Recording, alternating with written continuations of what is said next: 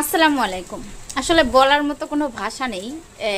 আগে একদিন একটা ভিডিও ছাড়ছিলাম, এটা যখন একতলা বিল্ডিংয়ের ছাদটা ঢালাই হয় ঠিক তখন, মানে পুরা ছাদটা ঢালাই হয়ে সিঁড়ির কাছে যখন চলে আসছে তখনই বৃষ্টিটা হয়েছে।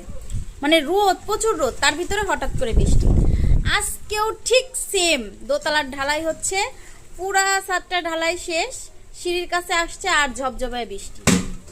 মানে বুঝলাম না, মানে আল্লাহ কি চাইতেছে না যে উনি বিল্ডিংটা করুক, নাকি মানে ওনার টাকাটা কষ্ট করে টাকা ইনকাম করা না, মানে অন্যভাবে ইনকাম করা, বুঝলাম না। আল্লাহ মানে কিভাবে পরীক্ষা দিতেছে দেখেন, কিভাবে পরীক্ষা নিতেছে। আজকেও কিন্তু সকাল থেকে রোদ, মানে বৃষ্টির কোনো আসার কোনো সম্ভাবনাই ছিল না। ওমা, ঢালাই শেষ, সিঁড়ির কাছে আসছে আর ঝপঝপায় বৃষ্টি। বলেন এটা আল্লাহর কি ইশারা? আল্লাহ চাইলে রোদের ভিতরেও বৃষ্টি হতে পারে।